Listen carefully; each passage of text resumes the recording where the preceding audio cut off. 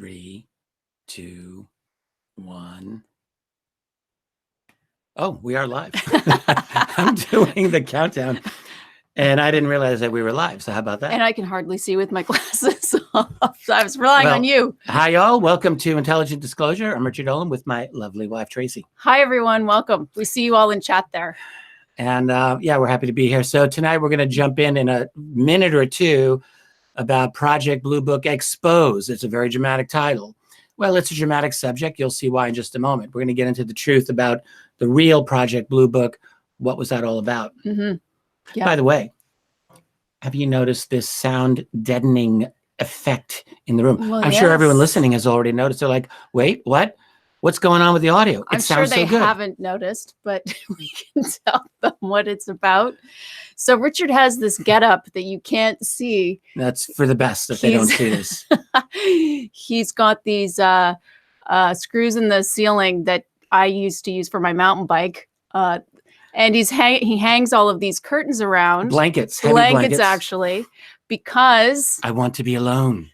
He's working on the audiobook. Yay! I'm doing a reading of the audiobook of UFOs of the 21st Century Mind. But not only that, I've got the windows all audio blocked out, and it's got a very nice sound in here. And I will say, I've read introduction, chapters 1, 2, 3, and 4 now of that book. And what do you think? You've heard a little bit. Yeah, sounds wonderful. There we go. I love it. Everybody knows I like the audiobooks, so you know, I'm waiting as much as everybody else. I hadn't really thought much about doing an audio. I've thought on and off about it, you know, and I was always thinking, oh, it's like so much work. I know, and so much time. And it's very time consuming, but I have a system in place. I'm in a groove, and it's an all day thing, even for me to do one chapter. Yeah. But I set aside some time. It'll be worth it. So many people have been asking for audiobooks. So, we'll see how it goes. If this one goes really well, maybe you'll decide to do the others. We'll see. We'll see. But it's a good thing that you guys can't see the room. Let me just tell you, because it's a little. This is our homemade version of this. Right. So, homemade audio studio. We tried the proper panels and things. You can see how professional we are. Let's face it. Yeah, I think sometimes the homemade getup is the best way to go. You know, you tailor it, and yeah, it's so that's it. We did the audio announcement. We're going to jump into Blue. Oh, do we want to tell people how hard it is to do a YouTube channel? So please subscribe to the channel if they don't already. If you haven't already, is that being subtle enough? It's a wonderful way that you can support Richard's work is just by subscribing to the channel, and notifications help. If you want to know whenever a new video is coming out, they should let you know. The notifications should work. It's the little bell.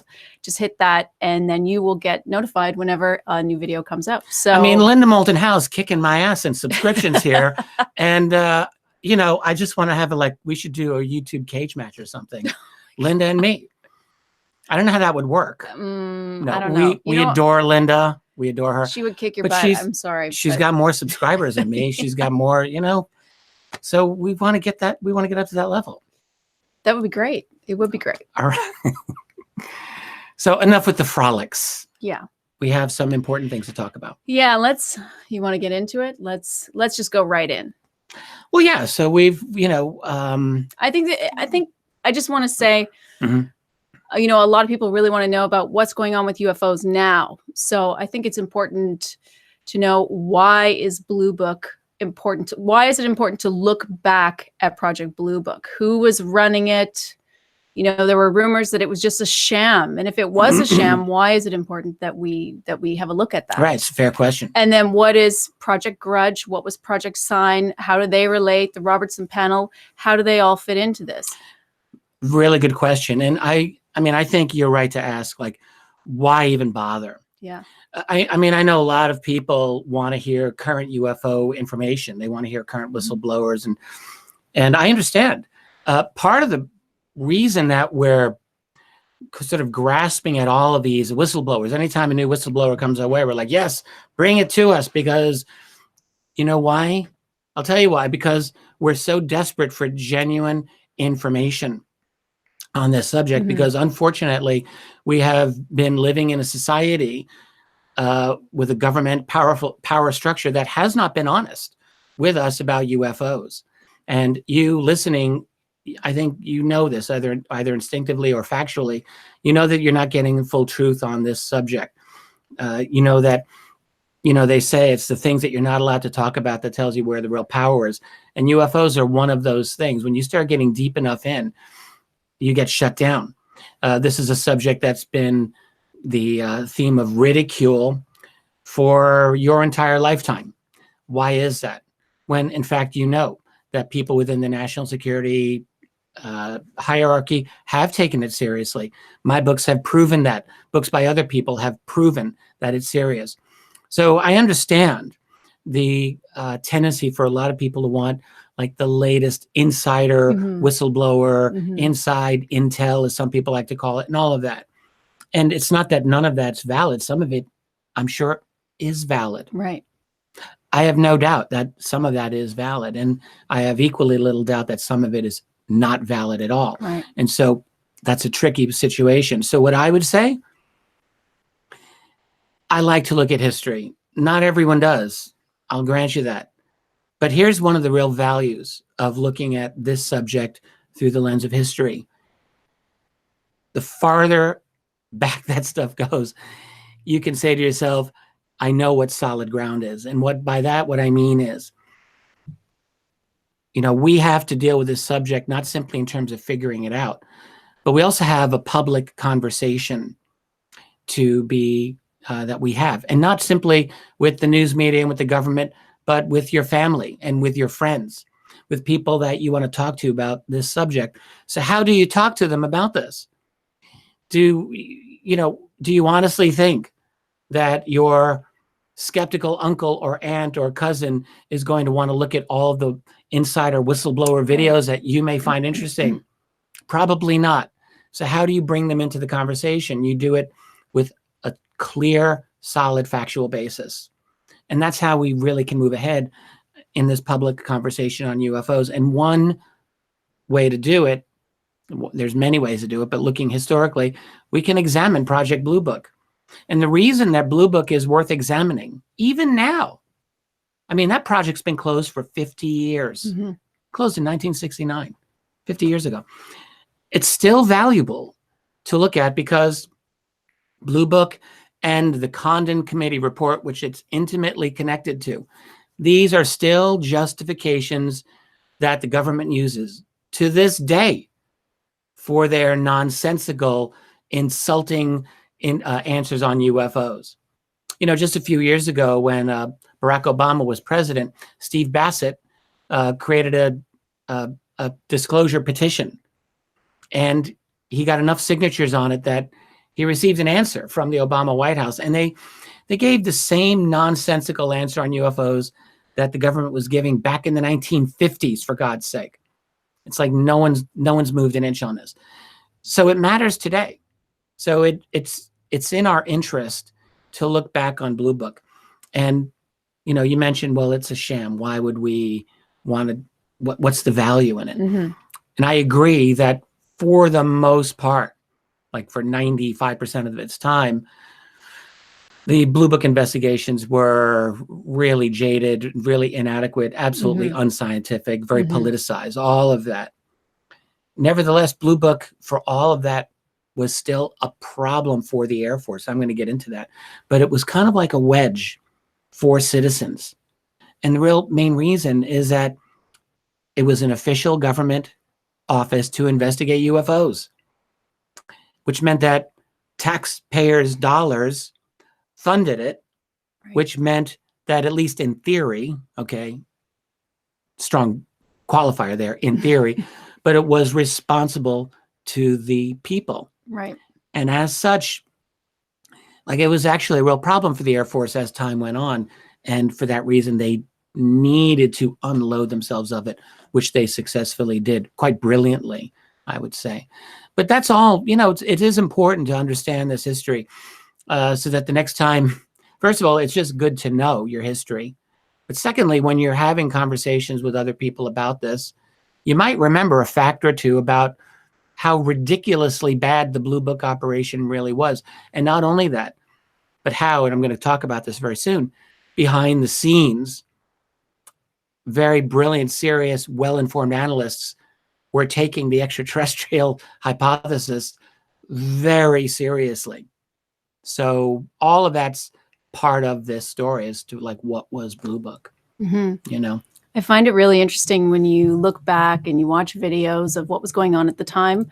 People were not shy about what they were seeing. You know, they were angry, they were mad, they were demanding answers. They wanted their congressman to look into this to get answers, which is so polar opposite from what's going on now. You know, now when people think they see something and they go to report it, they have this shame attached to it. Sometimes it's like, I thought I saw this, if they call at all, right? I thought I saw this, and they're afraid to be attached to the call. Typically they want to be anonymous, but it's very sheepish often, and people second guess themselves. I mean, that's good. It's good for us to be skeptical of what we see. However, it's just so different, you know? Yeah, it's like a twofold thing. Like on the one hand, people back then were genuinely more patriotic, and they were more inclined, at least on the face of it, to give the military the benefit of the doubt. Right. Because those guys had fought in the Second World War. They were all heroes. So there was that whole thing. However, like you're pointing out something I think that's very important, which is that people of earlier generations, they may have been idealistic about their government and society, but the other side of it is that they were tough people, and you know, a lot of times they wouldn't stand up to BS, and they knew, if they knew what they saw, they wanted answers. And, you know, the go-to position wasn't always that they thought, oh, well, it must be aliens. But they did feel, if I saw something unusual, what if it's the Russians, or what if it's something else that's important? And so they felt we deserve to get answers on it. So there were many, many cases of people in that era where they were not afraid of ridicule frequently. I think what's happened is that partly what I feel has happened in our society is people are being beaten down more and more. And I do believe that there's a culture of conformity that's rapidly now being pushed over us. I mean, it's kind of weird because we went through the 1960s and the revolution, and then the whole grunge period in the next generation after that. But I think what we're seeing now, it's as a result of everyone being kind of interconnected and the surveillance society that we've been talking about. I believe it's really transforming culture now. And you're seeing this very hesitant, cautious, frightened generation. And it's not just the young kids growing up. It's a lot of the older people are being beaten down. But that's different than how it had been 50 plus years ago. Folks back then, I think, were much more willing to speak out and to be forthright than we see today in a lot of ways. Well, we see examples of this in the chat all the time. You know, people are saying, this is the only place I can talk about this. This is, you know, there's actually a camaraderie occurring in our chat because all of these people have each other and they can talk about these things where in the rest of their life they aren't able to. So for that, we love this. I want to say, I'll give my greetings to the chat community. Yeah. Don't they have a name like for we that? have a chat family going on in there now. It's like, so, you know, they're getting to know each other. Glad you're here. Yeah, it's really cool. So how about we jump in? I want to do a little bit of a history of this, but we're going to keep talking. I've got some nice visuals to show the folks here. And in fact, let me start off by going right into General Nathan Twining, because it really starts with him. Nathan Twining, talked about him a lot. Those of you who know UFO history, you know Nathan Twining very, very well. He's the author of a very famous memo from September 1947. And just real briefly here, because I don't want to get into the whole long history. We've done it elsewhere. But in response to the inquiry of one general, Twining wrote a 3-page type memo, or at least had it written for him, in which he described these flying saucers as real, not visionary or fictitious. In September 1947, that's a rather important statement, I would say, within the classified world. None of that was out publicly, of course. But as a result of that memo, Twining initiated what became known as Project Sign. And I have a little side listen to me. I have a little slide here I just created. Early attitude at Sign, American, Russian, interplanetary. basically, what happens here at Sign is that you have this study that's begun at the very beginning of 1948 to look at all of these flying saucer reports.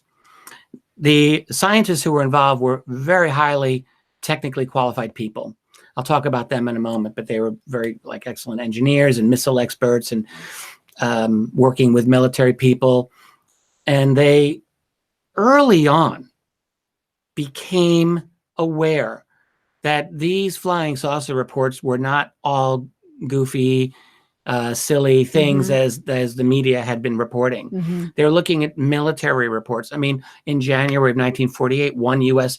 pilot died while chasing what he thought was a UFO. That was Thomas Mantell. And he died in January of 1948, crashed. He may not have been chasing an extraterrestrial craft, but they, to this day, it's not 100% sure what he was chasing.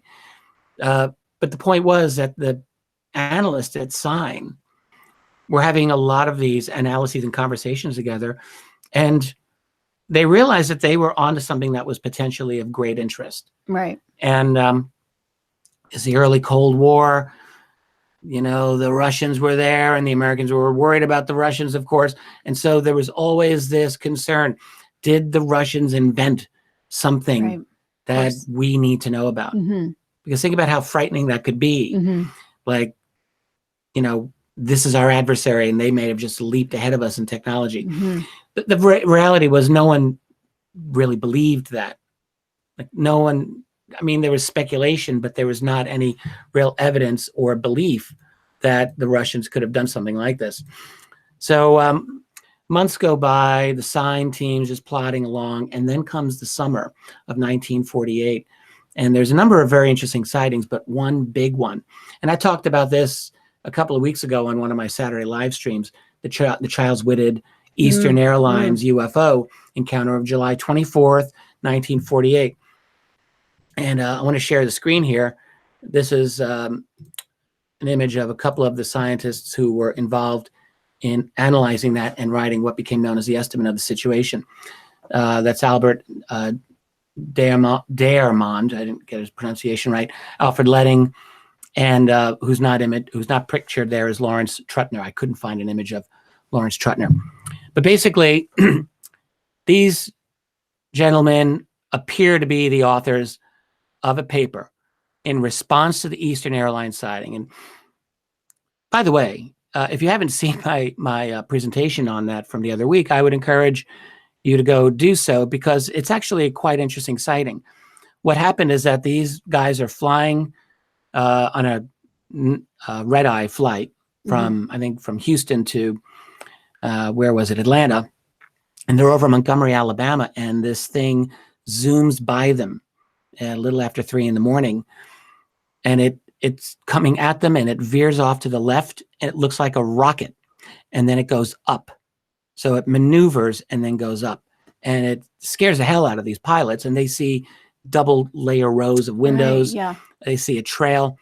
What's interesting about that sighting, of course, is that it doesn't look like a flying saucer. It's like a rocket. And so if this is alien tech, it's like maybe 10 years ahead, maybe a little more, but it's a maneuverable missile. So that's pretty interesting. But nonetheless, the U.S. was working on prototypes, at least on paper, that looked a little bit like this thing.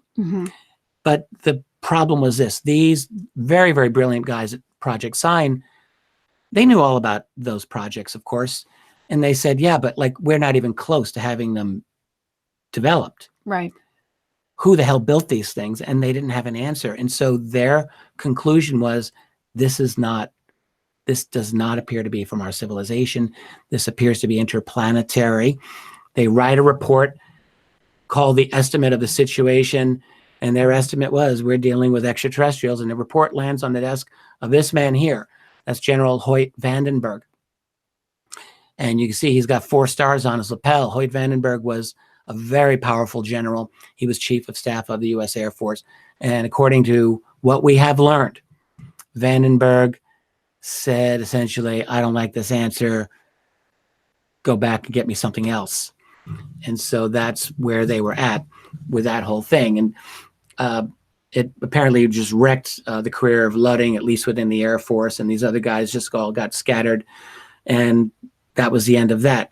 The sign, the result of that was very quickly, like within the Air Force, people realized better not come to an extraterrestrial conclusion on any of these things, because that's clearly not going to be taken very well. And so what you see now for the next 20 years of the whole Air Force UFO project, which will morph into Blue Book in a couple of years, is that they end up doing these mental gymnastics all the time to do anything as long as they avoid the interplanetary thesis. Right. The extraterrestrial hypothesis, like they all run scared of it, with a few exceptions. And you see that's what happened with the Project Sign team. They just all got broken up. Now, there was a final report that Sign issued in early 1949 after they'd already had their name changed to Project Grudge. We'll get into that in a minute. But it says it all, right? Yeah, really. But the final report of Sign, which they was publicized in early 1949, was very interesting, actually. Not a lot of people are familiar with it, but they analyzed a couple of hundred cases, about 237 UFO cases, and they had 48 of them were unexplained, which is 20%. So 20% of their UFO cases were not explained. And it's not like they were being lax in their standards. I think they had very rigorous standards. In addition to the 20%, they were not including 13% more, which they couldn't analyze because of insufficient data, in their opinion. So in other words, it's not like they were including those as unknowns. They were being, I think, quite rigorous about it. So sounds like we're lucky just to have these figures. Well, we are. And Yeah. Hynek, Alan Hynek, who was very familiar with the Project Sign report, argued, and I think totally with justice, that a lot of the so-called solved cases were what he called force fits. In other words, you get the idea, where it looked like, oh, maybe that could have been a balloon. And if you look at it in some angle, because someone 75 miles away launched a balloon, we're just going to say probably a balloon. Yeah, it's a balloon. Right. And so they had a lot of that going on. So there was a lot of very good cases. Now, having said all of that, this conclusion of that paper was that we don't have enough information one way or the other to know if this is, what these objects are, like to prove that they do exist or don't exist, or where they're from or what they are.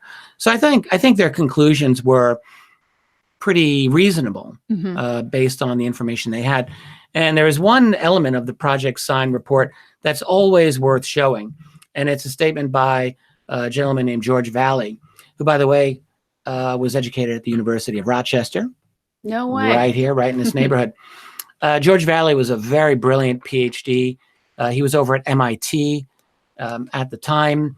And he's talking in this paper that was released by Sign on the hypothetical extraterrestrial scenario. Like, could this be extraterrestrial? And he's actually not saying, oh, I believe it's extraterrestrial, but he was saying, this is way back in 1948 when he wrote this.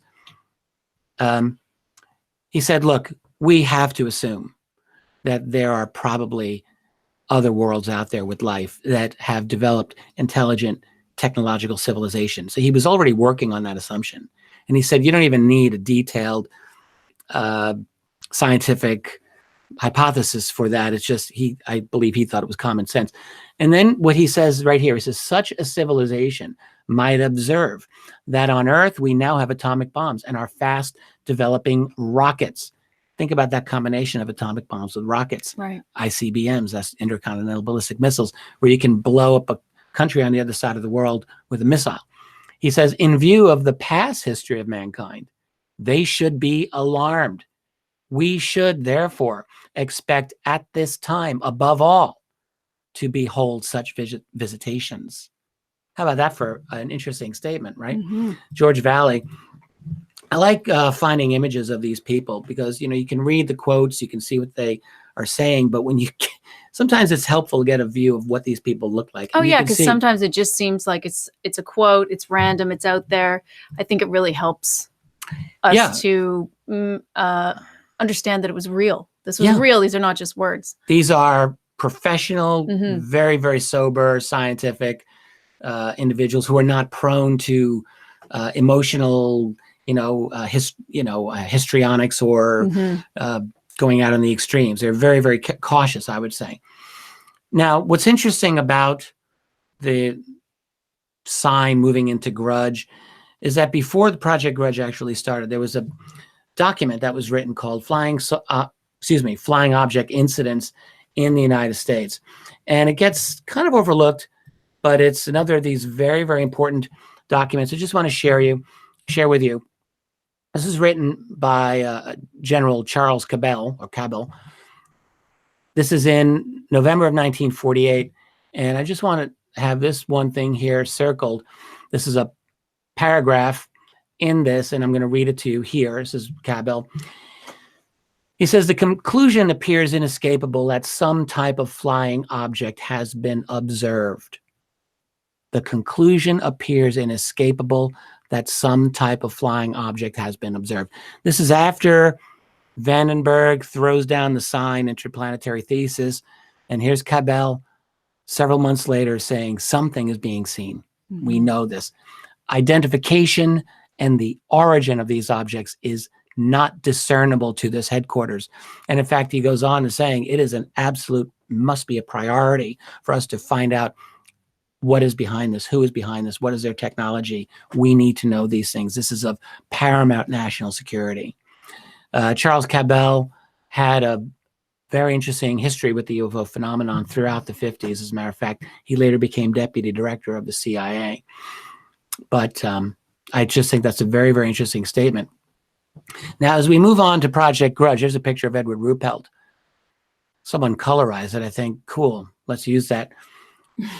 Ruppelt, he's writing about Grudge in his book several years after the fact, and he's telling people that, with Grudge, it was very obvious they really had just a couple of things that they were responsible for doing. A, solve every single case, no matter how they ended up doing it. And B, tell the public that we've got them all solved. So, Ruppelt, who is not a conspiracy theorist, not at all, actually wondered, was this actually an attempt, he says, to go underground and to make the project more secretive? And, when you read him in the book, it's very clear he's quite serious about this. I think he really wondered. And I would just say the answer to that is yes.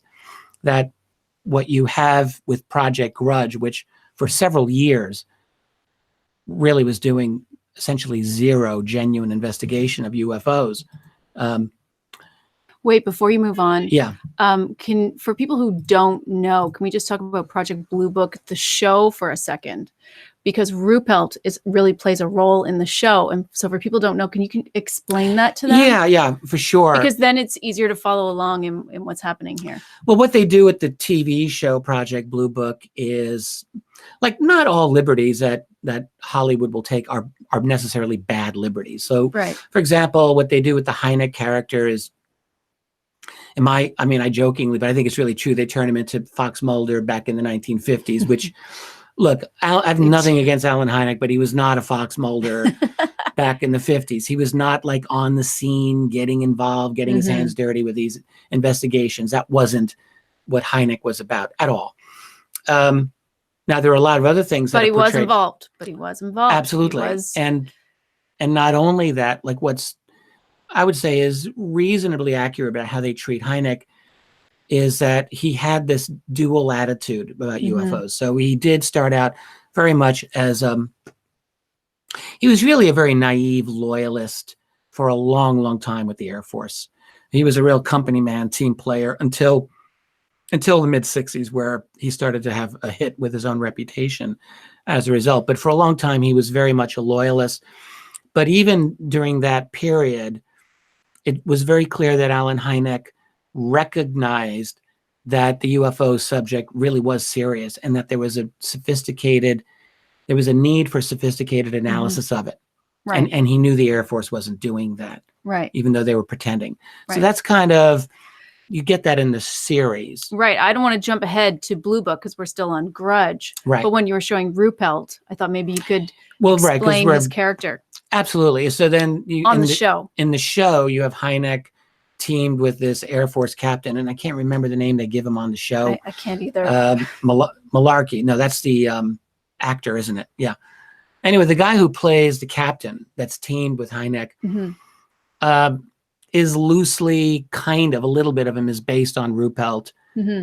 But in my view, part of it is based on other heads of Project Blue Book in later years who were really hardcore skeptics, way more than Ruppelt ever was. Okay. So that's, again, a bit of dramatic license that you're going to get with any of these shows. There's that side, but there's also the side where they are trying to keep these threads of truth of what was going on. So I just wanted to point that out, that those ideas, those people, there were, those are based on ideas of people that are real. The thing you don't want to do with that show is take it as history. Like, don't do that, please. But what you can do is watch it, enjoy it, and then follow up and say, what's the actual truth of that particular case? Because the cases were real. The cases were real. Right. And I'm just going to say, and we'll go back to Project Grudge, but you mentioned it earlier about that particular case with the rocket. And so Richard does a mini series on Saturdays. And just in case anybody was wondering, how do they watch that? They're very short. They're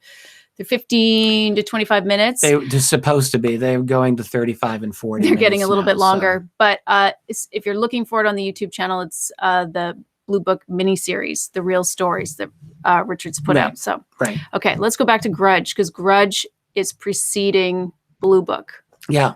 So this is a funny thing about Grudge. Like, they get started at the very beginning of 1949, basically. And just 6 months later, they can write a report. And this is the Grudge Report. I mean, it's an absolute joke. But I think it was August, of 1949, they come out with this report and they just say, look, all evidence and analysis.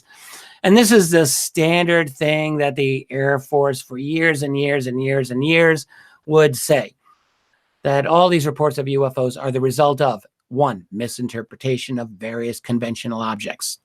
2, this is one of my favorites, a mild form of mass hysteria and war nerves. Remember, World War II had a couple of years earlier, so they're still trotting that one out.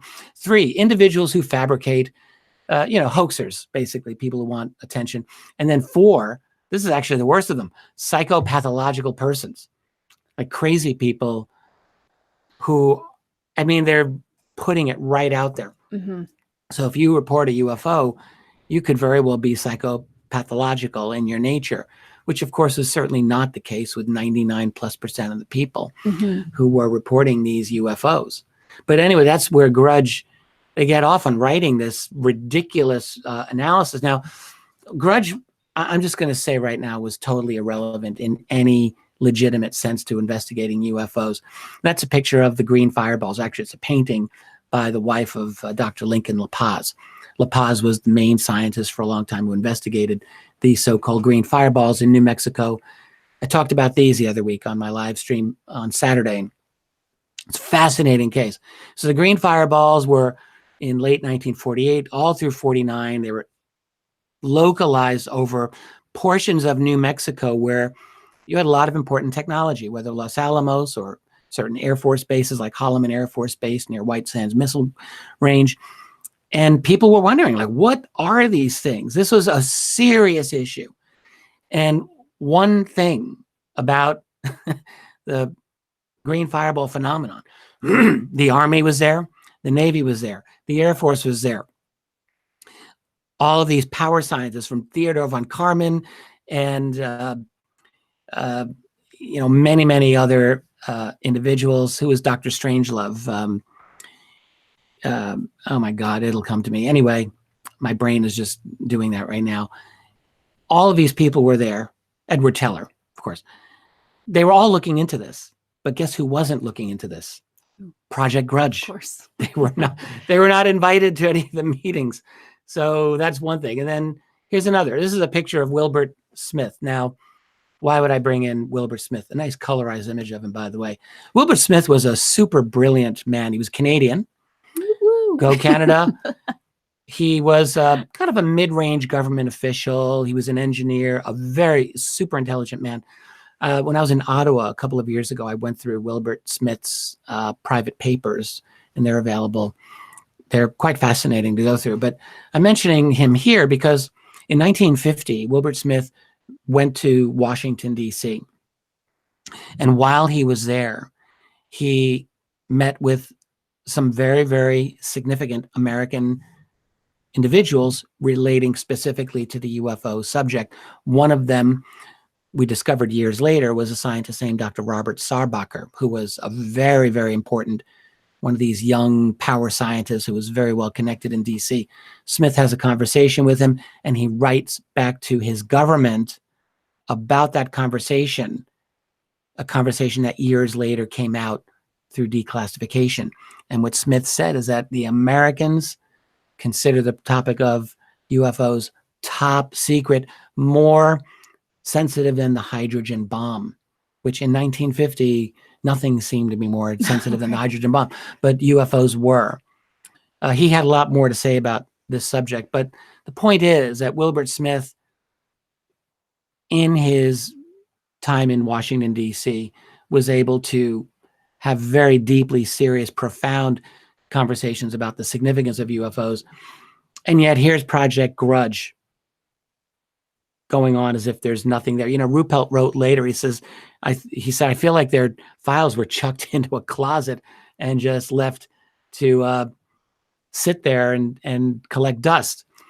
Wasn't quite that bad, but really by the summer of 1951, Project Grudge had one guy running it. So how long did Grudge last then? So, well, Grudge starts in 1949. It goes through 1950 to whatever extent it's even doing anything is really a fair question. In 1951, Ruppelt, who's pictured right there, is brought on in the summer of 51 to be part of Project Grudge.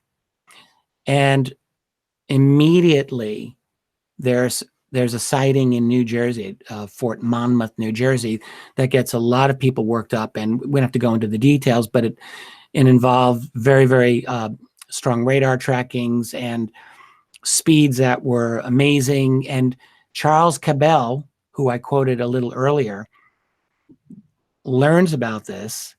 And you really get the impression that Cabell is kind of pissed at the completely inadequate nature of this little office to do any kind of investigation of UFOs at all. What I gather from this, and I've often wondered, like, what was Cabell really all about here? Because if you look at it logically, you know, you've got this kind of low-level investigation going on, first at Project Sign, then at Grudge, because after all, if something like Roswell happened, if there really was a crash retrieval of UFOs, then the guys at the top, they kind of know everything they need to know already, don't they? You know, let me stop sharing the screen while we're doing this. They already know what they need to know. They know that there's technology that they've recovered, there's bodies, there's probably much more going on than this low-level operation at Project Grudge is. Right. And on top of that, we have so many UFO reports from that period that had nothing to do with Project Grudge. You know, in the summer of 1950, one of the cases that I've often loved to cite is a document that we have concerning the Hanford Atomic Energy Commission facility in the state of Washington, where they're reporting in the summer of 1950, round UFOs over the site. Air Force jets attempted interception with negative results. Anti-aircraft battalions were alerted. FBI alerted. Whoa, but no one alerted Project Grudge. Right. So what's the deal here? So clearly there were other channels for UFOs to be studied, right? But anyway, so here's Cabell, and he's looking at this case at Fort Monmouth, and he's like, look, we've got to do something here. This is ridiculous. We need to have. So whether it was Cabell acting on his own, he had a great deal of authority at the time, so it's very likely he was completely within his authority to do this. But I guess what I'm saying is I think that you still see these different factions within the military command as to how to deal with the UFO phenomenon. And so Cabell makes the decision, we're going to strengthen Blue Book to some extent. And he brings Ruppelt in, and he starts giving Ruppelt more authority. By the early part of 1952, he's in communication with a variety of other areas of the Air Force, and they're starting to give him a little bit of a staff, more liaisons, so he doesn't feel like he's in a little broom closet over in, the corner of the building. So that's Ruppelt. And let's share this. There we go. Learning how to do this a little more smoothly. There's Ruppelt. And, really, I guess, of all the Blue Book chiefs, he's the most significant simply because he wrote a very excellent book about his experience with Project Blue Book called The Report on Unidentified Flying Objects. Always highly recommended. And what you really see is that in the year 1952, and we were talking a little bit about 1952, like, why is that significant? And the basic thing is simply that UFO sightings went through the roof that year. Right. And many of them were very dramatic. And, within the military, there were lots of conversations over whether these were interplanetary, extraterrestrial. This was widely discussed, according to Ruppelt. And it culminates for a couple of weekends in a row in July over Washington, where jets are scrambled. You got UFOs over the Capitol, radar trackings, visuals, the whole thing.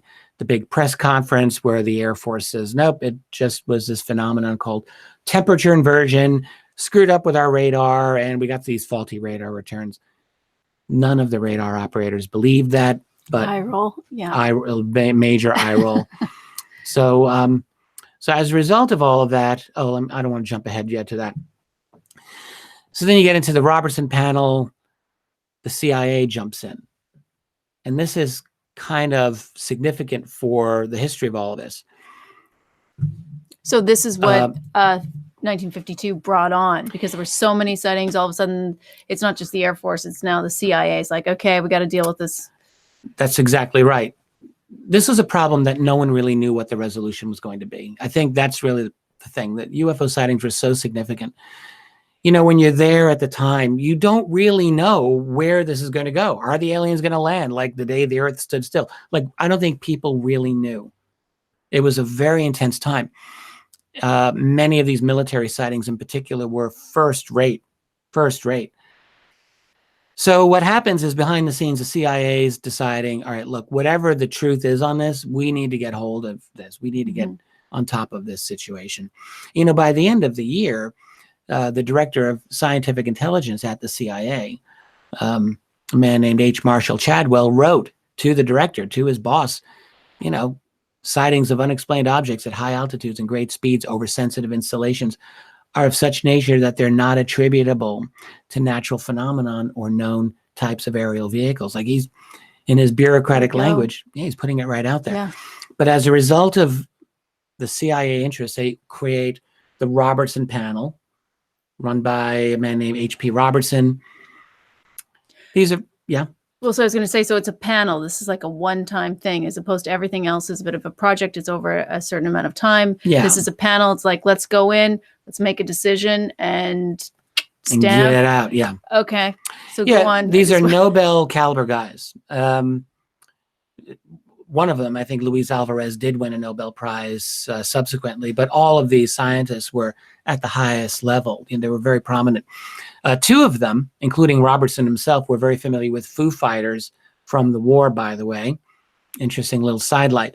But they're brought in for a week, and it's 12 hours, basically, that they're spending over the course of a week. And, Ruppelt's there, and Hynek is there. He's going to just ask if Hynek was there, yeah. Hynek's a junior member. He's basically presenting to them, and Ruppelt's presenting to them, and other people are. And the Robertson Panel, as we now know, it was very good work done on this by Dr. Michael Swords and a number of other folks, who made it very clear that the conclusions of the Robertson Panel were decided upon before they met. And the conclusions were, we're not really going to get into whether these are extraterrestrial or not. We don't believe that they are. What we really are going to focus on is that this is a problem. This is a problem from the point of view of jammed communications, people panicking over UFOs. What if the Russians are up to some shenanigans? And they use UFO reports to confuse our command and communication structure. We can't let that happen. Right. So we have to debunk. We have to take the gloss off of UFOs and make it just seem like mundane silliness. And so they're very upfront. They're like, we're going to work with media figures like Walt Disney. He's on the team. He'll get the message out. And we're going to work with major news media. We're going to surveil these little civilian UFO groups, by the way, because they might be subversive. And they did. They actually appear to have destroyed. There was one called CSI, Civilian Saucer Investigation. Is this at the time of NICAP? Before NICAP. Before NICAP. A couple of years before. And they started monitoring APRO, which we talked about a few weeks ago. So this is what the Robertson Panel really did. But the bottom line is, and this will be significant in the 60s when James McDonald learns about the Robertson Panel, which is that the real question you want to ask is, what's the CIA doing with UFOs at all? Right. I mean, the whole point, as far as the public knows, is that the Air Force has got this. This is an Air Force problem. Years later, in 1966, McDonald is the first civilian that I know of who discovers the Robertson Panel report, and he's like, whoa, we have been had. The CIA, it sure looks like, he says, the CIA has been secretly managing all of this UFO stuff. And he was justified for thinking that, actually. He got very, very angry. But that's in the future. I really enjoy the story of him. You've done that before as well. He was an environmental physicist, right? No, he was a no. He was an atmospheric physicist. You're getting there. Yeah. But no, I mean, he was always really interesting to me because he had the credentials. For the first time, they had someone with really serious credentials that could go back and look through the cases and could argue them. You know, he could really very effectively, very effectively indeed.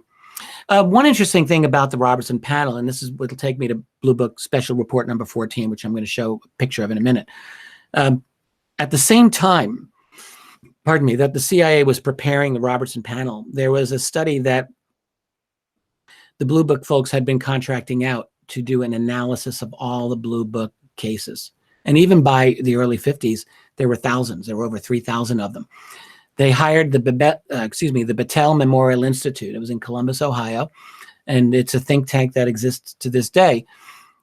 And very technical, very, very smart people over there. And they said, we want these guys to do a detailed statistical analysis of the UFO reports. And people like Ruppelt, who is this, honestly, at this time, I think a very naive idealist, is like, gee, let's, he really believed that this was an honest investigation, that the Robertson Panel was going to be an honest investigation, which it wasn't. But he said, look, we really need to wait on the Robertson Panel so that the Battelle people can get their conclusions done. Well, but the Battelle people didn't get their conclusions done, and the Robertson Panel did their thing.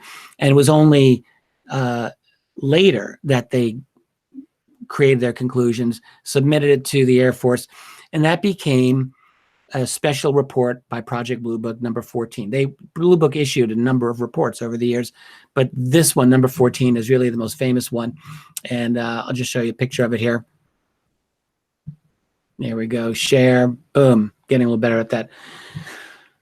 And I want to talk a little bit about this because it really didn't get as much attention as it truly deserves. But that's the cover of Special Report 14.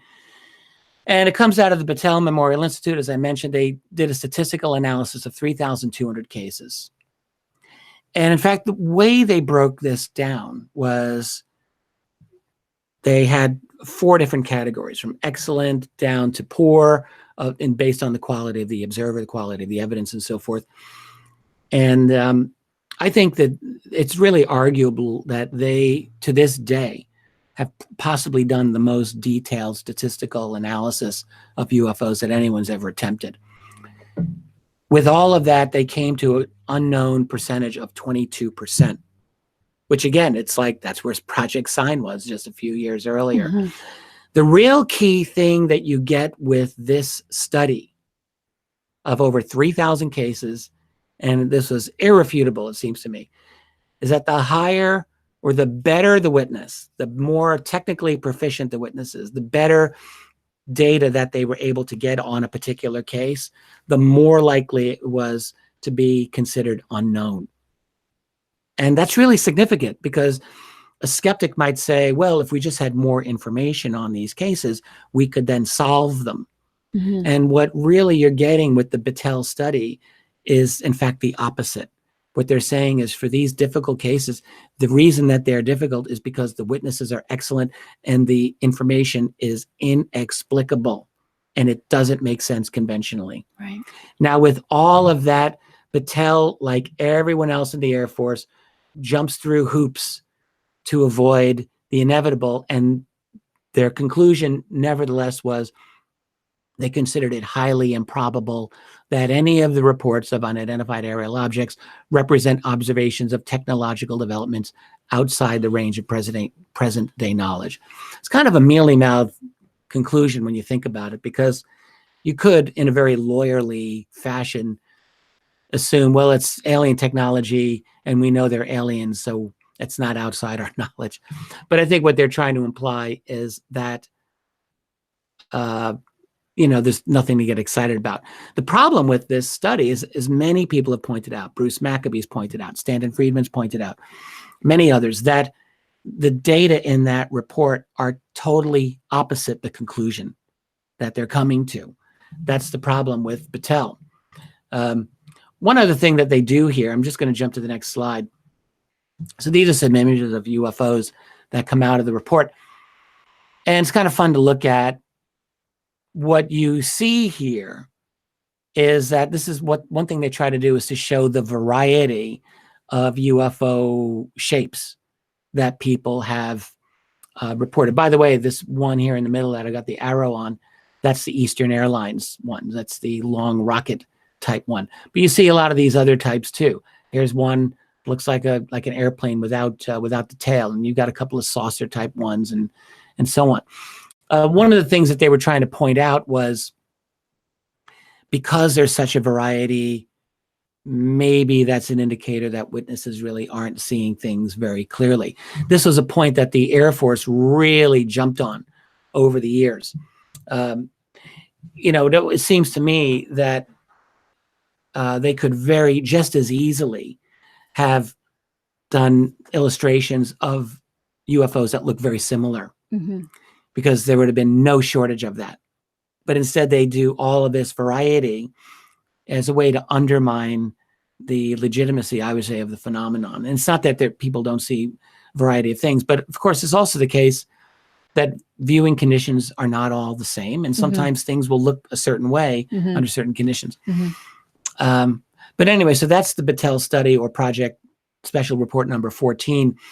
What you get during the 50s with Blue Book is a variety of heads of Blue Book who really, after Ruppelt leaves in 1953, the word really comes down from higher up that these reports all have to be explained. No more of this 20% unexplained nonsense. Right. All right, because that's a real problem. Instead, you get it down to 5, you get it down to 2, you get it down to 1% at all costs. And in fact, this really was the directive by the mid-50s. This was absolutely the case. I want to show you a picture. If the Air Force ever wanted to have a candidate for a movie like a villain role, this guy, he just looks, this is one of the heads of Blue Book, Captain George Gregory, from 1956 and 1958. He's rocking the stash. And maybe it's just that expression. Maybe he was a nice guy. But oh my God. He really should have been cast as a villain. I could just see him tying a maiden down to the railroad tracks. And my pretty, here comes the train. Like, you can just see that.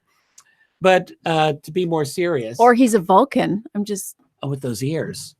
He's got the ears happening there, right there. I wonder what that's all about.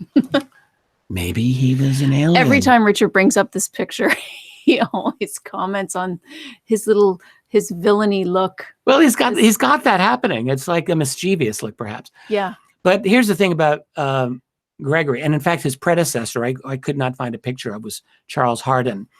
Both of these guys were totally anti-UFO in any sense. Hardin, according to Ruppelt, who wrote about him, he just said Hardin was utterly uninterested in UFOs, just was totally bored, thought anyone who believed in one was kind of crazy.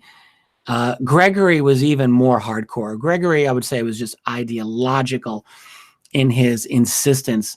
And it was Gregory who led this initiative especially to get the numbers down to as low as possible.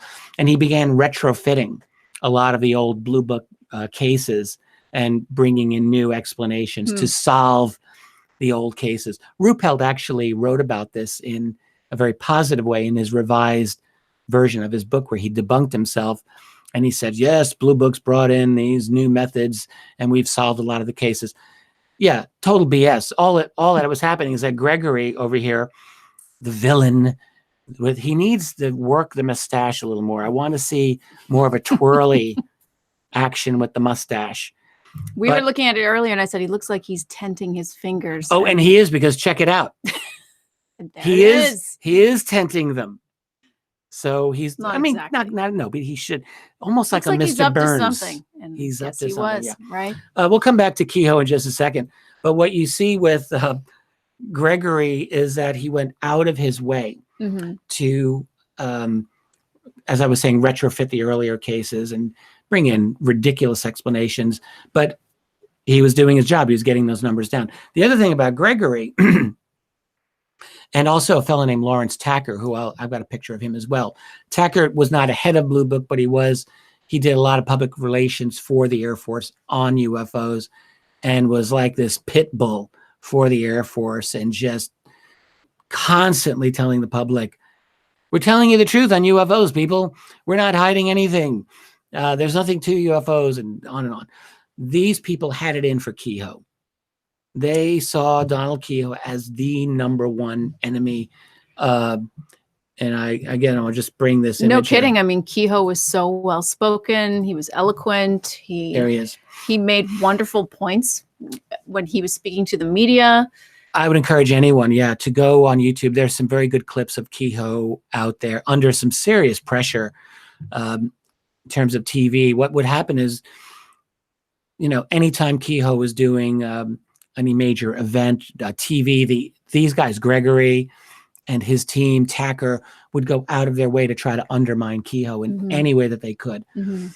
They were like a full court press against him. And they knew Kehoe was their real #1 enemy, because Kehoe, by early 1957, is in charge of NICAP. And this was the main UFO group at the time that was involved not just in collecting reports, but in getting congressional hearings on UFOs, because Kehoe particularly kept accusing the Air Force of hiding information on UFOs, of cover-up. And Kehoe was in a great position to say this. By the way, he was getting a huge amount of genuine, legit information on UFOs. And so Blue Book really saw Kehoe as the enemy. So that's Gregory. This is Lawrence Tacker. That's a book that he wrote. I just put that right in there. Flying Saucers and the U.S. Air Force. Tacker did a lot, as I said, a lot of PR, did a lot of TV appearances. In fact, that's a still that I took from a YouTube. You can find this. He's with Hector Quintanilla, who became the head of Blue Book in the 1960s. They were working together through all this time to continually throw cold water over UFOs. And this, by the way, is in the center here, Robert Friend, who was head of Blue Book from 1958 to 1963. Friend was not, and in fact, here's Hector Quintanilla with him before he became charge of Blue Book. Friend was not as hardcore ideological as his predecessors. By the way, Robert Friend's still alive. I believe he is 99 years old. And I met him a few years ago. And I must say, he's a very wonderful, very gracious man. You're not going to get him to admit UFOs are extraterrestrial, I'll tell you that. But he has maintained that they deserve a scientific investigation that's valid. And I think he would certainly acknowledge that they never received a genuine scientific investigation during the time at Blue Book. Robert Friend did try to improve the methods to some extent within the Air Force. I mean, it was very limited. It's not like they just threw a lot of money at him to get all these investigators out there. The Air Force, Blue Book project would work with other Air Force divisions from various times that would collect UFO cases for them and do on-site investigations. One famous one during the 50s was the 4602nd group. That was an air intelligence service squadron. But for the most part, Blue Book would just rely, it seems to me, on ad hoc reports that would come their way. And so many reports never came their way. When I was researching UFOs in the national security state during the Blue Book era, I found again and again that some of the best UFO reports that I would find never went to Project Blue Book. I was going to ask that if all reports went there, how did that work? Yeah, well, do we know? What we know is that there were different reporting procedures in place. So there was one, and I didn't have an image of this, I should have included, called JANAP 146, and that's Joint Army-Navy publication. Joint Army-Navy Air Force, I guess, publication 146. And this went through many, many revisions through the 50s, through the 60s. And essentially this laid down the procedures for military people to report, among other things, UFOs. So for military people. Right. So only military people? That's right. Okay. Yeah. So it was a military thing. Although commercial pilots were, by the early 50s, also bound by reporting UFOs that they would encounter away from the public. They were not allowed to report these to the public by and large. So they're trying to funnel all the people that they would find credible who are sort of seen as authority figures through Project Blue Book. But the rest of the reports don't go to Blue Book. A lot of the JANAP reports did not go to Blue Book. So that's the interesting thing. And, the Navy would have UFO reports. They would often not go to Blue Book. There was always a rivalry there with the Navy and the Air Force. There were a variety of different regulations that were in place that were totally independent of Blue Book. And as I'm going to show when we get to the end of this, there's a memo by Brigadier General Carol Bolander when they closed down Blue Book in 1969, and he makes a very basic statement. He says, UFOs affecting national security are part of the JANAP 146 AF 55 system, Air Force Regulation 55, and are not part of the Blue Book system. So if it's a UFO report and it affects national security, not part of Blue Book. So he's saying, yeah, we're closing Blue Book down, but it's not a big deal because after all, it's really kind of we have all the important cases. I want to show people this picture. I love this picture. What I love about this is the Blue Book team during the Quintanilla era, mid-60s. And they seem like nice people. I got nothing against any of them. What I'm loving is that poster right there of the solar system. And I just have to ask, does this actually help them investigate UFOs, a picture of the solar system? I grew up with that in my room. I was 8 years old, 9 years old. I had that image of the solar system in my very own bedroom. Did it help you?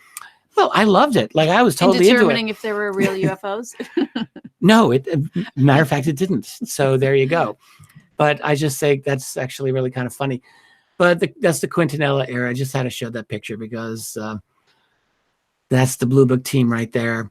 Wait, the gentleman in the front. That's Hector Quintanilla right here. So he's the major. He ran Blue Book during that period of time.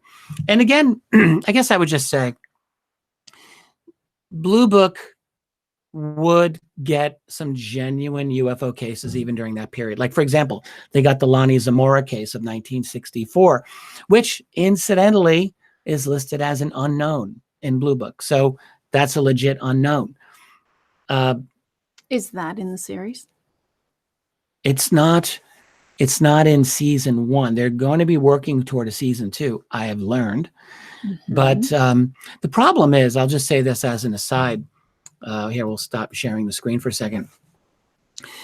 In fact, we're talking with some of the folks in that show, because we do get to have communication with some of them every now and then. They really didn't know if they were going to get a second season. So they had to front load the whole first season with all of these cases, because their attitude was, look, let's just throw everything we got out there. What they really wanted to do. Okay. Am I saying something I shouldn't say? I don't know. Was start with the 40s and work their way up. But they said, let's work with the best cases we have. But I do believe they want to get into the 1960s, into the next season. At least that's the word. I have no idea. So should I not have said that? Are you telling me I should not have said that? I don't know. Are we going to get a phone call? Someone with like a Men in Black at the door tomorrow morning? That's our situation. I have no idea. I don't think I said anything bad there. I don't know. I honestly don't. I don't know. Whatever. So what I do want to point out, let's get to the culmination here. We've been going over an hour. I know. This was supposed to be done 20 minutes ago. I know. And there's so many questions. I went too long. I'm going too long. So let's get to the crisis, and then the culmination, and then the end of Blue Book.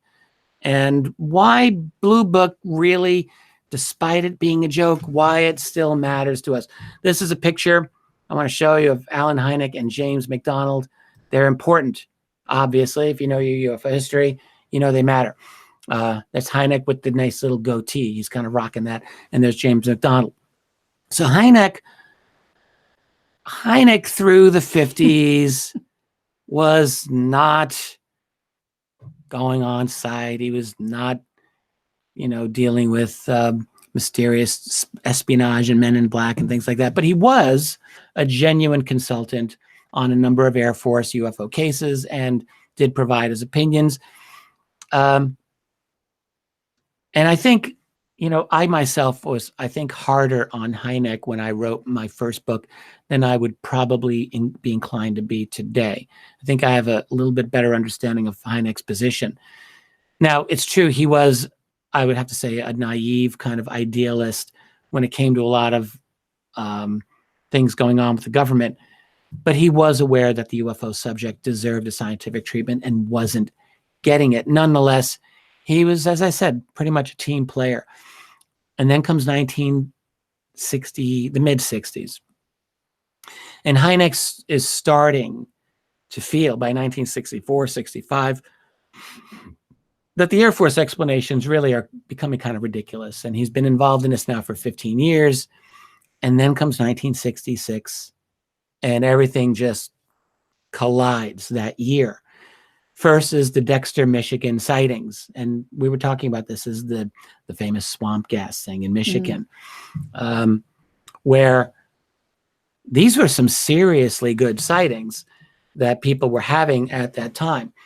In other words, this is the district of Gerald Ford, by the way, who later became president. It wasn't simply at Hillsdale College in Dexter, Michigan, but also there were military UFO cases. There were civilian pilot UFO sightings, all in that area. These were very high quality cases. Wasn't one of those cases with, we were at the Rochester UFO meetup, and one of the members was telling us a direct testimonial that he received from a woman who was one of 60 witnesses. That's right. One of 60 witnesses who saw this. That's exactly right. We had someone who did some investigation of that and spoke years later to one of those witnesses who actually, no, he knew her at the time. Yeah. They were like very young at that time, but she was a student, and he said to us that she was maybe 100 feet from this thing, like very close, very close. And she wasn't alone. She was with her whole dorm, her whole group of they're all, of people. It sounded like they were all bunched around looking out the windows together, kind of thing. Right. So they got a very clear view. And he said, look, and it lasted. It lasted. It wasn't something that just happened like that. It was a craft. It was there for a certain amount of time. Yeah. Like, I mean, yeah. At least 5 minutes, maybe more. That's right. I'm glad you mentioned that. So all of that was going on, and Hynek is brought in to the press conference, and he didn't say it was swamp gas. You know, he actually didn't go in to debunk it, but he did, unfortunately for him, indicate that, well, there was a swampy area there, which there was, and there was very possibly some decaying vegetable matter there that would release gases that would create a visual optical effect that might have accounted for some, he said, of the UFO sightings. And the press just jumped onto that and said, swamp gas, for real. And he looked really bad. The Air Force looked bad. At the same time, James McDonald jumps into the fray. And McDonald, you know, is a guy who had previous UFO interests. He had seen a UFO with his wife back in the 50s. James McDonald was an atmospheric physicist at the top of his game. And he knew that UFOs were real because he had seen one. And privately, he had done some kind of feelers into the phenomenon, talking to some certain people about it. He was knowledgeable of it. And then in 1966, he gets a grant from the Navy. McDonald himself had been in the Navy, so he was very in with the U.S. Navy. And they gave him a grant to go to Wright-Patterson Air Force Base, ostensibly to study atmospheric causes of UFO sightings, of like some UFO sightings. In actuality, McDonald was very into this, and he was on his own little fishing expedition. He was just looking for good UFO information. And boy, did he find it. He finds the Robertson Panel report, and he just blows his stack. He's like, what the hell is this all about? How is it that the CIA has been managing the UFO situation and no one knew? Mm-hmm. Like, it's really important for people to understand this today, because today you might think, well, what's the big deal? But in 1966, people didn't have any reason to think that the CIA was the puppet master behind the scene running. You know, the Air Force, again and again, guys like Lawrence Tacker had been saying, no, we're above board. We're totally above board. We're out in the open. All the information there. There's nothing classified. It's all right here, folks.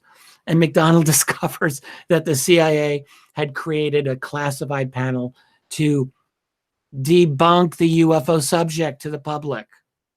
Of course, he's going to be annoyed over that. He's going to be angry. He goes into Hynek's office within 2 days, and his fist is on the table. Jacques Vallée wrote about this. I think Vallée was standing there, and he just said McDonald was a man who, how did he put it, who would not be trifled with. McDonald was absolutely a force. And indeed. So essentially what happens as a result of this crescendo is the Air Force had always wanted to be able to find a way to unload Project Blue Book. It really was because look, here's the thing. Blue Book was a public relations effort, fundamentally. Right. You know, are they really doing an investigation of UFOs? No, of course not. Not really.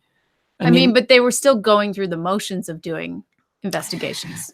Yeah, and they would do, I mean, I would say... It wasn't all fake, right? Like they No, were... it was not all fake. Okay. Right? So there were instances where, yes, they would look at these, and they did have unknown cases. So they would look at these cases to some extent.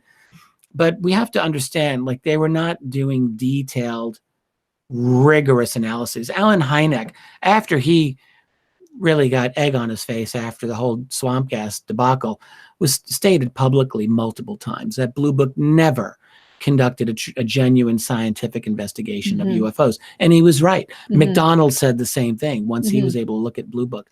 McDonald was shocked at how slipshod Blue Book's so-called investigations had been. It's too bad he wasn't there, because it sounds like Hynek didn't have anyone to back him up. You know, it sounds like he did have a, and they, by the way, in the Blue Book days, yeah, and by the way, they do portray this in the Blue Book series, that he had a little bit of a conscience over this. It seemed to. Yeah, I think that's right. I think he did. And they were portraying this scenario where they were trying to reduce the numbers, and that was obvious. You know, that right. He didn't see any alien bodies. They wanted to write off the cases, you know. He didn't Remember the scene where he Yeah. sees an alien body? Yeah. Didn't happen.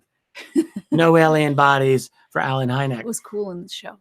Yeah, Don Schmidt actually gave a very, very poignant Hynek story about that. He's told it a number of times. Don Schmidt knew Hynek in Hynek's later years, and just talked about how sad it really was for Hynek, knowing that there was a deeper cover-up all this time, and saying to Don, like almost weeping, why won't they tell me the truth? Why won't they tell me the truth after all I did for them? You know, they wouldn't. And it's sad, but that's the way it was. He didn't have the clearance, obviously. But what happened was that this crescendo of UFO sightings, and we're not even getting into any of these reports. We could do that some other time. But there was a very significant crescendo of reports. And the Air Force took this crisis as an opportunity. And I must say they handled it absolutely brilliantly. You know, here's NICAP. In what way? Yeah. Well, NICAP all these years is saying we need congressional hearings. We need congressional hearings. And the Air Force is like, no, we don't need congressional hearings. The hell with that. But by 1966, like the public had really kind of stopped believing in the Air Force explanations on UFOs. Of course. I mean, it was becoming kind of ridiculous and people were making jokes about it. And so the Air Force realized, look, we'd rather be bombing villagers in Vietnam. Why the hell do we need to be investigating UFOs? So let's just, you know, give us more bombers. Sorry, that was really kind of crude, but it's also true. That's what they were all about. They were about the war. They didn't want to be wasting their time. Yeah, they wanted to ditch it. They wanted to get rid of it. They wanted to get rid of UFOs. And so now they had an opportunity, and the opportunity was, let's hire a university to do a scientific study of UFOs. Well, it's a great idea as long as you know that the university you're hiring is going to give you the answers you want. And that's exactly what they did. They went to the University of Colorado at Boulder. Edward Condon, world-renowned physicist, is heading the project. Former CIA Robert Lowe is the #2 guy in the project. And I doubt that you're ever truly former CIA. Robert Lowe, who had done covert ops in Albania in 1948, look it up, was #2 on the Condon Committee. All right. So they do this. The scientists who were part of the Condon Committee, as it was called, I think most of them went in thinking, yeah, we're going to do a genuine study of UFOs. And then they quickly realized, oh, no, I suppose we're not. David Saunders famously wrote a book about this. He was one of the scientists there, and he wrote a whole insider scoop on just how ridiculous this was. But he wasn't the only one. And what they realized is that Condon was dead set from the beginning, ever from giving a positive conclusion to UFOs. In fact, at one point, Saunders wrote about this. He said, I just talked to Condon, and I said, what would actually you do if we came to a positive conclusion about UFOs, like they were extraterrestrial? Like, what would you do? And according to Saunders, Condon said to him, if that were the case, I would take that conclusion, put it in a locked briefcase, and take it directly to the president. In other words, not tell the public, which was what their mandate was supposed to be. Right. They were ostensibly, they were supposed to do an honest appraisal of the UFO subject. There's much, much more with the Condon Committee. And actually, I talked about this on one of our shows. So we don't need to revisit the whole thing here. But here's the image. But how long did it go on for? How long did Condon Committee was almost exactly 2 years. So it started at the end of 1966, later part of 66, and they wrapped it up in October of 1968.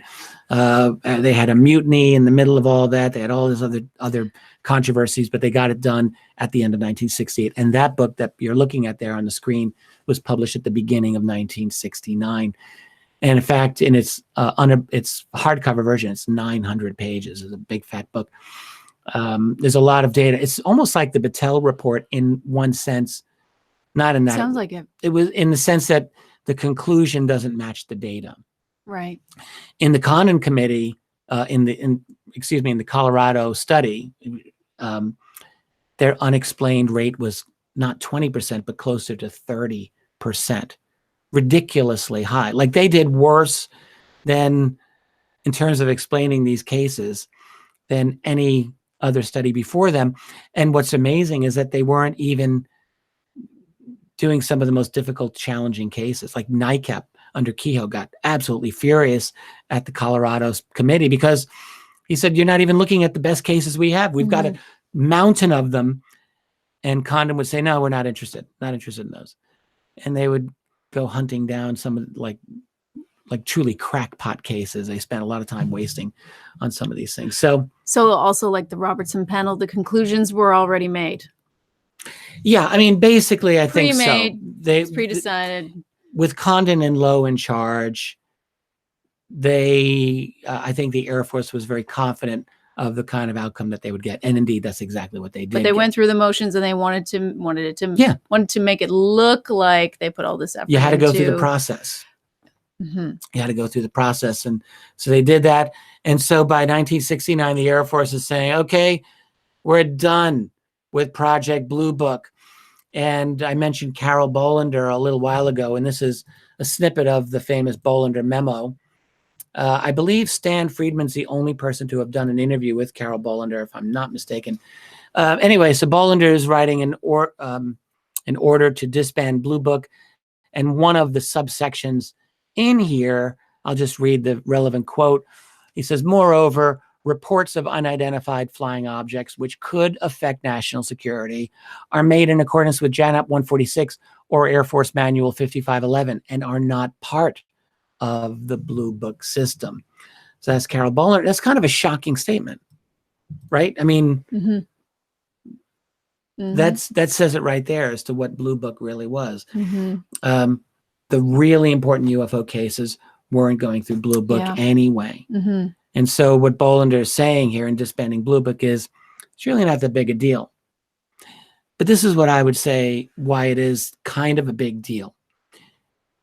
I've said this for years now. And I mean, Blue Book, yes, it was a joke of an organization in many ways. It was a very poorly done investigation. And it was really more public relations than anything else. All of that is true. But as I said at the beginning of this, it was funded by taxpayers. So it may have been a joke of an organization, but it was our joke, like in the sense that it belonged to the people. And I would just ask you to keep in mind, like, what does it mean when on this very important subject that represents so much of revolutionary import in our society, when you have an encounter of something like this and you have nowhere to go within your government. Your government's supposed to be responsible to you. That's the theory. And yet you now have nowhere to report this within your government. So what does that mean? I say it's a failure of democratic rule. And the solution was not to disband Blue Book. The solution was to make Blue Book a properly functioning office. But the problem with that, we can figure out what would that mean?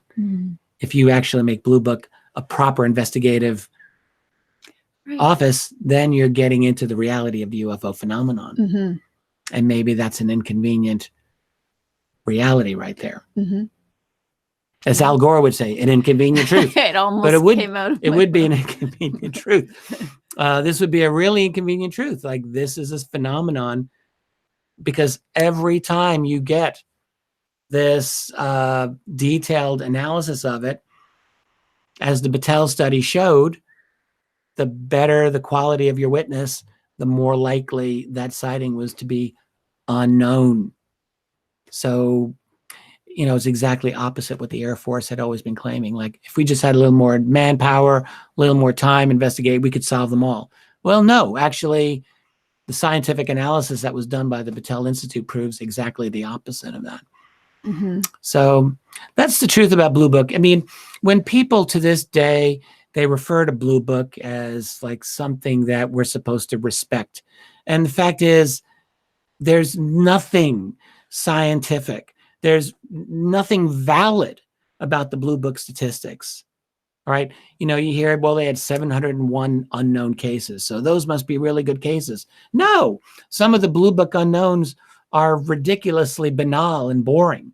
And I think explicitly for that reason, some of them were selected as unknowns because they were kind of harmless. Now, not all of them were that way, especially in the early years. Ruppelt in 1952, there's a ton of unknowns, and some of them are really good. And also in other years as well. But by and large, the Blue Book statistics are meaningless. And Hynek said this, McDonald knew this, and a lot of other people who study them recognize the Blue Book system. There's no legitimacy to the way that they did any of these. And with guys like, the mustachioed Gregory retrofitting and go back engineering the cases to put in, new explanations, just made it even worse. But when we look at the cases now, there is some legitimacy to the cases. Yes, indeed. Yes, indeed. So that's another reason why it's really important. And it's worth mentioning, again, if we want to talk about the series, like a lot of the cases in the series were not, strictly speaking, Blue Book cases. Like the Green Fireballs, for example, was not a Blue Book case. The Eastern Airlines sighting, that was back in the days of Project Sign. I mean, you could kind of say, all right, fine, we'll give it to them. It's the predecessor of Blue Book. The Flatwoods Monster case, yeah, I mean, they looked into that. So there were, some of these, but the cases, what really makes like any treatment of the UFO phenomenon of the 50s valuable are those cases, whether or not they were part of Blue Book. There were some incredible UFO cases of that era. I mean, just amazing. And I know it's a long time ago, but we don't want to treat people of the 50s as if they were somehow backwoods, uneducated people. They were very highly educated, very technically astute, and they knew what they were seeing. And there were some damn good UFO cases from that era. And there was a lot less to contaminate the skies back then as well. Now I think when we have sightings, there's so many things to consider. There's satellites and there's drones and there's this and there's that. And then we have CGI. It's so hard to tell from the footage. It's so hard to tell ourselves. There's so much there, but these early cases, all those things didn't exist. So or they didn't exist as much, or it wasn't quite as complicated as I think it is today. Less contaminated, I would say. Exactly. If we were to say it that way, yeah. Totally agree.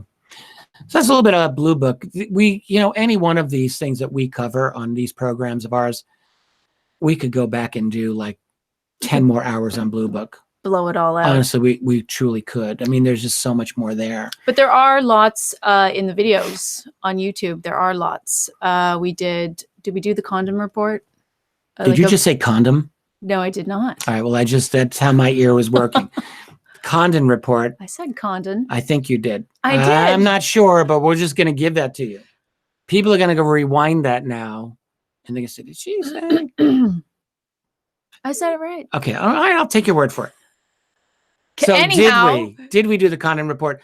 I believe we did, yes. Yeah, we did James McDonald, we did Hynek. So if there are particular parts that people are interested in, there are episodes that we've done about those specific things. So these are important parts of our history. We ignore them at our peril because, I think I mentioned this before. I had a radio debate with John Alexander back in 2011. On, is there a UFO cover-up? I said yes. He said no. And one of the things that he said, because I kept focusing on the history and the historical documents, and he at one point said, well, the history is really not that important anymore. That's a long time ago. Let's talk about today. And I was shocked. I said, no, the history matters. History matters because if we let go of our history, we become totally Orwellian. If you do not hang on to your history, and the people in power today are going to rewrite that history on you. You damn well better hang on to the history and know what it says, because that sometimes is all we have. Those documents, it's very difficult to get to the bottom of this today and to pry into the Pentagon. There are people trying to do that now, and I wish them luck, and maybe there'll be some success. But right now, what we do have is a documentary record of the past. That stuff is valuable, and we need to preserve it, and we need to know it. I firmly believe this. And I will furthermore believe that if we were, all of us, to have a sufficient understanding of the incredible history of this UFO subject, we would actually not be as susceptible to some of the truly evidence-free stories that are out there that I think are taking up a lot of people's attention. You know, when you become used to working with actual evidence, you begin to realize that you can build a solid foundation where you can have a genuine public discourse on this. It's very difficult to do that. You know, there's a lot of skeptical people out there. Yeah, I think that's really the crux of the problem. You know, and why we need to know this history is that Yeah. exactly. So that we can have this dialogue with the rest of the world, where right now we're in a place, ufology is so saturated with all these other things. No one takes it seriously. So, and no one takes us seriously. You know, most of the world is not on the same page with this. And people who are immersed in this subject sometimes forget that. And I very much understand the desire to move ahead with this and to get more information about it. And I'm not saying ignore all alleged whistleblowers. Not saying that. But I am saying know your history, know what constitutes genuine evidence, and ask yourself if the new assertions can fit into what you already know in terms of the skeleton of factual data that you have, or is it anomalous? If it's anomalous, that doesn't make it untrue, but it might be a red flag if it doesn't seem to fit. All right. So what I'm saying is know what you know and know what you don't know. It's, in other words, know what your knowledge is based on and understand what that evidence is. And that's where the history of this is so important, because again, we are not going to stop having a public conversation about this with the rest of the world that is often very skeptical. So we have to have a way to speak with people who are, I'm not saying debunker, hardcore, ideological skeptics. I'm talking about people who just need evidence. That's logical. That's normal. And those of us who care about the subject should be able to present reasonable evidence to those people who want it. Yeah, I agree. And it's not impossible to do. So this is why it's important. Yeah, so I don't know if we have time for a couple of questions. I failed in my attempt to get this done within an hour. It's been 90 minutes. Yeah, so it's been an hour and a half. I don't know how you guys are doing. I haven't been able to be in the chat at all. But hi to everyone again. I was really hard on Tracy. I was like, come on, no, not with the chat. I know. Let's do this. No chat together. Tonight. He wanted me to stay with him. So, okay, so let's just take a couple. So 007 Quicksilver, does anyone consider that the Army was in charge of the real UFO phenomenon and not the Air Force? The Army was there for the Roswell, and according to Philip J. Corso, also in charge of the R&D on UFOs. Yeah, great question. And I would say that what you have is, to some extent, I believe there's a compartmentalization of the UFO knowledge within branches of the military, especially probably the earlier years. 1940s, when Roswell happened, the Army was very separate, of course, from all the other services, the Navy and the Air. Well, the Air Force was actually part of the Army until they became separate in September 1947. But I would not rule out, detailed knowledge that the U.S. Army has had on this. And indeed, with crash retrievals, they are at least on that scenario every bit as much as any other service, if not more. Same applies with the U.S. Navy. And that's very, very easy to document in the early years of the UFO phenomenon, that the Navy really had a rivalry with the Air Force pertaining to a lot of things, getting money from Congress, but also, having nukes. They wanted their own nukes, but also with UFOs, very much so. Navy had a lot of UFO encounters and had a fair amount of hostility at times to Air Force investigators who at times would try to move in on the Navy situation and throw their weight around, and very much to the chagrin of Navy people. The Navy at various times in the 50s definitely attempted to have their own independent UFO investigations. Now, how far they went with that is I don't know, but I assume that they had definite knowledge on their own with the UFO phenomenon, independent of the other services, as did the Army, as did the Air Force, and the CIA. Okay, next one. Yeah. From Brian Hoffmeister. Richard, do you think the public's anger over Hynek's explanation of the 60s Michigan UFO sighting had anything to do with his conversion? What was the final straw that made him believe in ET? That's a great question. Yes, I agree. Yeah. I believe that was probably the single most intimately important event for Hynek, was that press conference and the beating he took over it. So I would say yes. I would say that, combined with his encounter with James McDonald, which happened during the same spring, a little later in 1966. So there was like a 1-2 thing. McDonald gets on the scene, and I think showed Hynek an example of a genuinely highly qualified and brave, courageous scientist like Hynek, who was a scientist, who was increasingly willing to go public on this. So I think that also, and I don't think they got along initially particularly well, frankly, but I think they seemed to work out a kind of modus vivendi, and they were able to deal with each other. But yeah, 1966 was the real turning point. It started a year or two before that, in fact, probably with the Lonnie Zamora case of 1964, and then in 1965, Hynek, you can see, is starting to become restless with the Air Force. By 1966, he makes a public break, in the sense he writes a couple of articles too. I think one's for the Saturday Evening Post, I believe, where he's really talking about how the UFO subject genuinely needs a strong scientific investigation. And he brought out some cases, and that was where he really made his conversion. So, anything else? A couple quick more. So, what was Samuel Goldschmidt? Goldschmidt, I believe. This Yeah. is Kentucky Man. I don't know. Is also submission? How do you say What was that? he doing on The Robertson Panel? the Robertson Panel? On behalf of the Battelle Memorial Institute. Let me pass, and I'll come back to that. Okay. Sorry, it's a good question.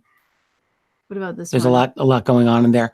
Please ask why no discussion about Clyde Tombaugh's report on artificial satellites in Earth orbit. Oh, well, yeah, Clyde Tombaugh, who's the discoverer of the planet Pluto, if it's still a planet, it's a planet to me, had a UFO sighting. Is that what this is referring to? Oh, yeah, reported an artificial satellite. Yeah, I don't really know what came out of those. There were a number of cases in the 1950s where a number of qualified astronomers and observers, and Tombaugh was one of them, saw what they believed was an artificial satellite. The first artificial satellite didn't go up until Sputnik did in 1957, and yet before that, people were talking about seeing an object orbiting Earth that wasn't supposed to be there. And I think, if I'm remembering this correctly, that Tombaugh was one of those people. He certainly was very much a believer in UFOs, and was one of the most famous astronomers of that decade. So, okay, so let's go. Target Jedi. Richard Dolan. Having determined it was a threat to national security, what documents confirmed the sign bloob? Grudge. Well, look. Is there any evidence the investigations went dark? Yes, absolutely. I didn't show any of those documents that really describe the national security threat to UFOs. I've done that many, many other times.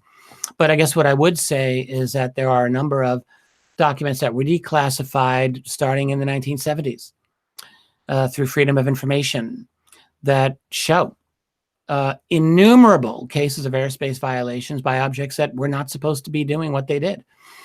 I mentioned one of them offhand with Tracy this evening, the 1950 Hanford Atomic Energy Commission sighting that summer, where you have a declassified document, declassified in the late 70s, written in 1950, stating that objects round in form had been sighted over the Hanford plant, about 30 sightings. And Air Force jets attempted intercept with negative results. That's just one of countless ones of these. You've got the shutdown of missiles at Malmstrom Air Force Base in 1967, where the declassified memo talks about grave concern over this because they didn't understand what could possibly do that. There's quite a few others. And again, I don't want to brush this off, but I've talked about this so many times. And I know that I've got other videos out here and documents. On my website at Richard Dolan Press, I've had for many, many years a document called, an article I wrote called 12 Documents That Prove Government Interest in UFOs. Here's another one. Hal Puthoff said on Coast that there's a government document he verified as being authentic about crash saucers. He said how it got leaked, he'd never know. Does Richard know what it is? Oh, yes. Well, there was one that came out that Puthoff wrote back, I think it was in 1994. I don't know if this is the same one, I assume. I didn't hear him talk about this. But I do know that there's a document that was leaked. If I'm not mistaken, I think I know who leaked it, but I don't want to put the name out because I may have it wrong. But it's been out for a long time. And it was a conversation that Puthoff had in 1994 about an individual who had been interviewed who was allegedly at Roswell in 1947 and had a number of things to say about that were legit, were powerful. And yes, Hal Puthoff was definitely knowledgeable about that. And I didn't know he talked about that. So that's pretty cool. That's good. So I'll talk about it a little bit more. I have the document. I've got a copy of it as a JPEG. I think it's time. Time to wrap it up? Yeah. There's always more to talk about. I know. We can keep going, but it has now been an hour and 45 minutes. And, good grief. I know. Yeah, I just want people to understand too, like all of the, like I've actually had a few things to say lately about Hal Puthoff, who I think is an extremely important person in our recent history on this. And I've felt for the longest time that he has not received the kind of recognition that he deserves. I just saw his Wikipedia page and it's scandalously awful. I mean, the wiki editors are just the worst. They are the worst, and trot out words like pseudoscience multiple times on his page. It's shameful. He is actually such an important person, and relating to UFOs, what he has to say about that, I think, is going to become more and more important. People are going to realize. But I've been aware of his knowledge of this for a long time, and I think it's very good that he's becoming a bit more open about it, and I'll have more to say about it as well. So how about let's do this and wrap it up. That's our little signal to each other. This is like the longest one we've done, and this was supposed to be the shortest. Tonight we're going to go in, we're just going to do it really fast, and then we're going to take questions, and then wrap it up in an hour. I think it's been good. It's been great. It's been great. I just wish we could have come in the chat a little bit and see what's up with people, but I'm sure everything's great. There's always such a great gang. So, well, I really want to give the chat club my best. I'm glad you guys are there. I'm glad you enjoy it. Thank you for the questions. Don't forget to subscribe to Richard's YouTube channel and like the video if you enjoyed this. That's one great way that you can support his research. We were talking about the best way to do that, and you probably did it the best way. I was going to do like a school marmy finger wag, like, no, if you're going to listen, subscribe. But Tracy says that's not considered nice. Don't guilt people. Just if they enjoy your work and they want to support your research, it's a way that you can do it without paying a dime. See, I'm learning. Subscribe to the YouTube channel, and then you'll learning every day. That's right. So in truth, if you do like what you see here, do feel free to subscribe. It does help us out. It actually really does. And it also helps you out by giving you a notification when we go live, because if you like what you subscribe to notifications, you have to do that. If you want to, if you want to get that notification that lets you know when we're going live, you got to hit that bell on the channel. And do feel free to like the video. That also helps us out. It does. So yes, it's great. If you want to keep up on what we're doing on a regular basis, we've got the newsletter. We talk about this all the time, but it's a great newsletter This lady here puts it together every week. It's amazing. And it comes out every week. Go to, yes, Richard Dolan Members or Richard Dolan Press, and it's a free subscription. You can get that in your mailbox every week. That's right. That's it. Audiobook. Audiobook is coming. Yeah, so I'm very happy about that. This is the book. I'm, doing a audiobook of this one right here. I think we're going to reboot the cover, by the way, so get ready for that. May tone it down just a little bit. It's been a good run, but we may do some other. But anyway, the audiobook on that, expect that soon. I'm actually very pleased with how the moving along progress on that has gone. Surprisingly pleased. So I just want to say a little note to members. Don't forget, don't post on the site tomorrow. We're having a site maintenance day. You can read it. Server upgrade. Just don't post anything or it will be lost. Yeah, so, site won't be down, but it won't take any new comments that you post. So you may as well just take a day of rest and cogitation. Think of it that way. Yeah. All right. That's it. Good. So hope everyone has a wonderful night. Of Yes, course, indeed. we'd like to thank Pursuing X for always helping us out, moderating the chat and sending us the questions. We couldn't do it without you. And appreciate your support, everyone. Thanks for coming out and supporting us and what we do. Yep. And I guess we'll catch you next time. all right. Good night, everyone. All right. Later. Bye. Bye-bye. I've got to hit this thing. Yeah.